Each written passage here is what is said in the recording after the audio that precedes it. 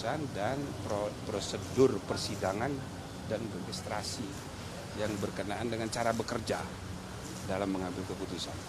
Intinya banyak sekali masalah yang kami temukan, ya. Jadi dari 3 hakim ini saja muntahan masalahnya ternyata banyak sekali. Ya, jadi kami mengucapkan terima kasih pada masing-masing hakim, ya kan? Nanti meskipun semua hakim ini terlapor, tapi kan tingkat tuduhan pelanggarannya beda-beda. Nah, nanti biar kami memeriksanya, harapannya tidak lain supaya kepercayaan publik bisa kembali. Ya, putusan kami nanti diharapkan jadi solusi kalau bisa, gitu ya. Nah, banyak sekali masalahnya. Masalahnya kan sudah di sidang tadi nggak ikut. Terkait dengan mekanisme dalam memutuskan putusan nomor Ya, jadi tadi kan di sidang kan ada satu masalah hubungan kekerabatan, ya, di mana hakim diharuskan mundur dari perkara itu tidak mundur. Itu kan banyak tadi, hampir semua pelapor itu mempersoalkan itu. Yang kedua soal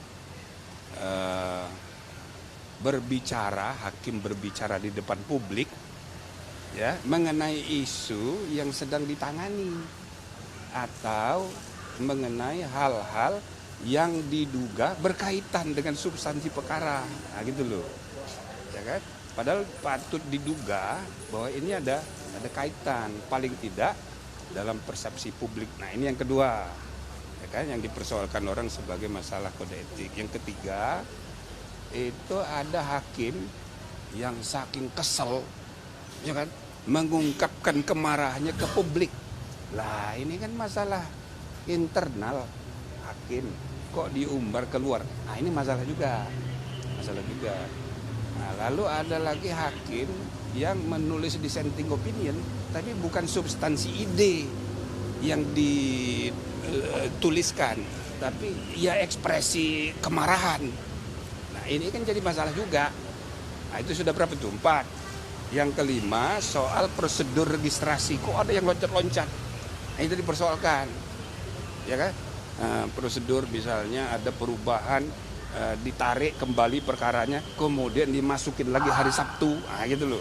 Jadi ini yang teknis-teknis begitu. Tapi ini kan ada kaitan dengan motif etika, motif kepemimpinan, motif good governance.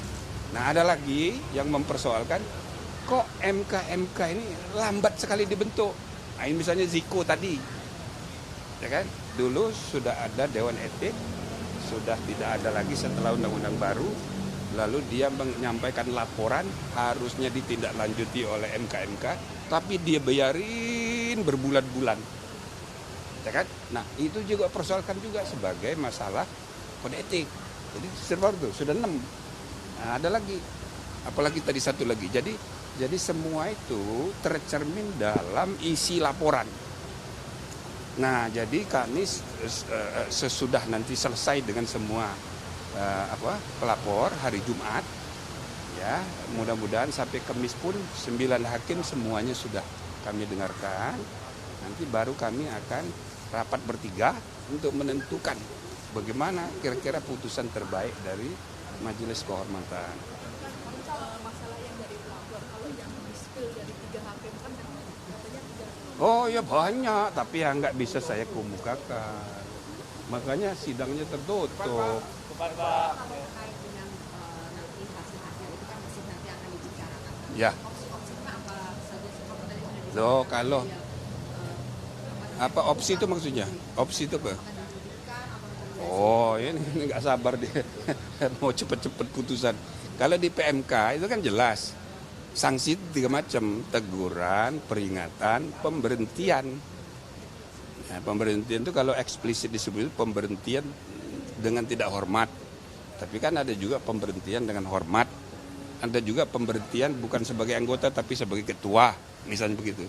Peringatan ada yang ya tidak diuraikan, tapi kan variasinya bisa banyak. Peringatan biasa, bisa juga peringatan keras, bisa juga peringatan sangat keras, bisa aja. Jadi itu tidak ditentukan di dalam PMK, tapi variasinya mungkin itu. Nah yang paling ringan itu teguran, ya kan, lisan, teguran tertulis, misal nih, teguran disampaikan secara lisan bersamaan dengan penyampaian putusan. Jadi nggak perlu lagi surat khusus. Tapi bisa juga teguran dengan surat khusus. Surat khusus memberi teguran tapi dilampiri putusan. Jadi walhasil ya ada 3 itu tapi variasinya bisa banyak. Jadi teguran, peringatan, pemberhentian. Variasinya tunggu aja nanti. Ya, jadi itu nanti kreativitas MK-MK. Kira-kira ini baiknya bagaimana ini. Tapi kalau misalnya tidak terbukti, rehabilitasi. Jadi kan 99 ini kena dilaporkan semua nih. Ya mungkin ada di antara 9 itu direhabilitasi. Ini orang baik. Nah, kita akan sebut itu. Misalnya dari wartawan, oh ini yang paling baik ini namanya Ana, misalnya gitu. Kita puji nanti. Ya belum bisa. Kapan besok masih ada yang ikuti Besok. juga? Besok itu pelapornya itu grupnya siapa namanya? Bukan, Bipiter sudah tadi. Hah? TPDI. Besok itu siapa namanya itu? Petrus kan banyak rombongannya juga itu. Ada 2 besok, Petrus sama satu lagi sorenya. Nah kemudian sesudah 2 itu nanti hakimnya 3 kita panggil. 1 Pak Saldi Isra, 2 Pak Manahan, Pak Suhartoyo, yang ketiga Manahan. 3. Nah yang 3 sisanya lusa. Ya sabar ya. Kan soal concurring from ini kan juga banyak yang mempersoalkan bahwa itu seharusnya dihitung dissenting. Apakah itu juga tadi jadi materi yang diklarifikasi di sini? Ya pasti kita tanyain dan sudah dia jawab. Nanti jadi itu substansi pemeriksaan hakimnya ya itu nanti biar terlihat nanti di pertimbangan putusan MK. Yang jelas ya kan di samping kita ngecek bagaimana itu mengenai tuduhan pelanggaran kode etik. Ini hakim-hakim ini kita bebasin untuk curhat. Waduh curhatnya banyak sekali. Nah itu semuanya. Ya. Ada tekanan dari salah satu tahanan Ya, yang nangis malah kami. Kami bertiga. Prof, kalau soal lobby ini juga ditanyakan. Iya. Ada nggak? Lo apa? Ada Lobby. Lobby maksudnya? kan tadi kan di persidangan disampaikan tuh katanya kalau ketua ini lobby para hakim. Ya pokoknya itu masuk wilayah yang masih dirahasiakan. Bukan materi, kalau enggak ya kan enggak tertutup dong. Enggak tertutup. Hah? Tapi ditanyakan tadi. Ya pokoknya semuanya yang namanya curhat semua ya kan kita Soal apa aja Prof sampai nangis gitu Prof? yang mau nangis itu kami bertiga. Iya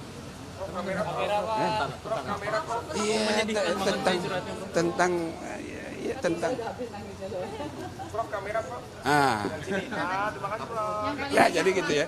Jadi kira-kira putusannya itu nanti tunggu aja. Kan ini baru 2 hari, 3 hari. Sabarlah. Apa jaminan dari MK bahwa putusan nantinya ini tidak ada? Nggak bisa, nggak mungkin saya menjamin. Ini juga putusannya kan belum juga. Karena terlapor ini ada hubungan kekerabatan dengan presiden. Itu salah satu isu. Kan ada 6 atau 7 isu. Banyak. MKMK memastikan bahwa netral, independen dan Itu yang sedang kita nilai. Ya kan kalau soal hubungan kekerabatan nggak perlu bukti. Semua orang udah tahu. Loh itu nggak perlu pembuktian. Ya kan? Ya, kelihatan dari fotokopi apa itu? Foto perkawinan. Sudah jelas. Dan itu untuk pengetahuan umum begitu nggak perlu pembuktian. Berarti putusan MK ini dapat dijamin akan berlaku independen dan Enggak perlu, nggak ada jaminan. Orang kami belum rapat, kan nanti yang memutus bertiga. Ini kan baru tanya saya nih. Jadi saya hanya menjelaskan prosesnya. Prosesnya ini masih panjang, yang penting masyarakat mesti tahu bahwa kita sudah berusaha secepat mungkin menyelesaikan masalah ini untuk menjamin kepastian supaya persiapan pilpres, persiapan pemilu itu jangan lagi dihantui oleh ketidakpastian. Nah, itu satu. Yang kedua, kita memastikan ini kita percepat tanggal 7, ya kan? Karena ada permintaan dari pemohon, dari pelapor, supaya sebelum tanggal 8 sudah diputus. Karena hanya tanggal 8 itulah hari terakhir mengenai kemungkinan perubahan pasangan. Tapi berarti bisa mempengaruhi masalah. Nanti dulu, saya hanya menjelaskan jadwalnya. Jadi supaya orang jangan menduga, wah kami sengaja memperlambat, ya kan? Jadi putus tanggal 10, enggak, kita bikin percepat tanggal 7.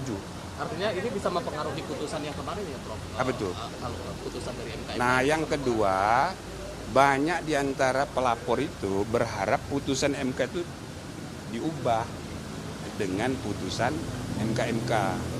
Makanya tadi saya sudah bilang kepada Profesor Dani, Profesor yang Kals, ya kan?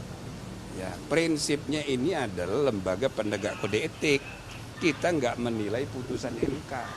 Tapi kalau Anda ini bisa meyakinkan kami bertiga dengan pendapat yang rasional, logis, masuk akal, dan bisa diterima, akal sehat, why not?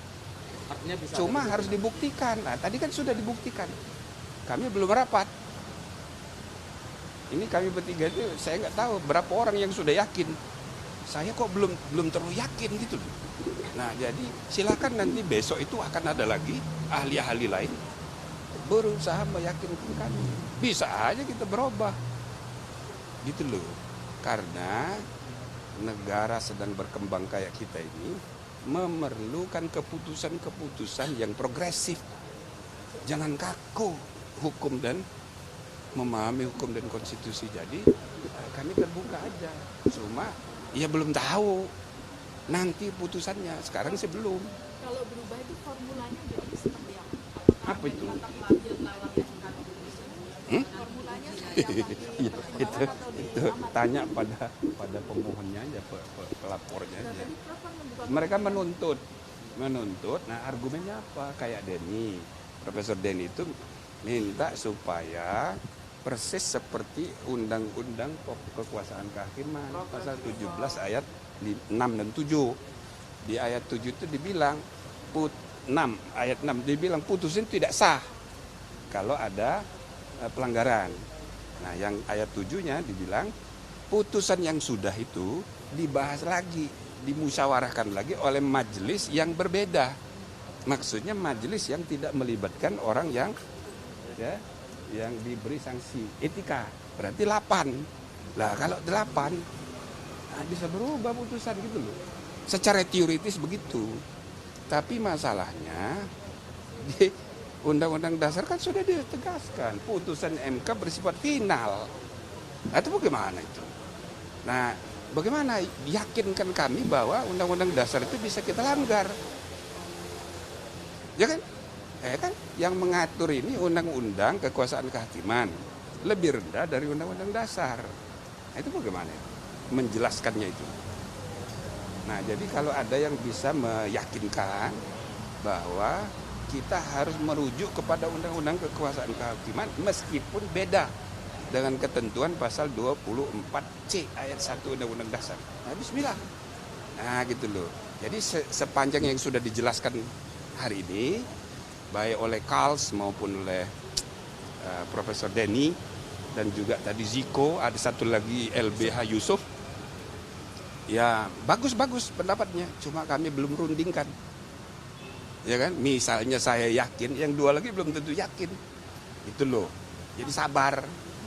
Ya, gitu ya. Ya Pak, Oke, terima kasih ya. Terima kasih, Prof. Ya sini Pak, sebentar. Oke.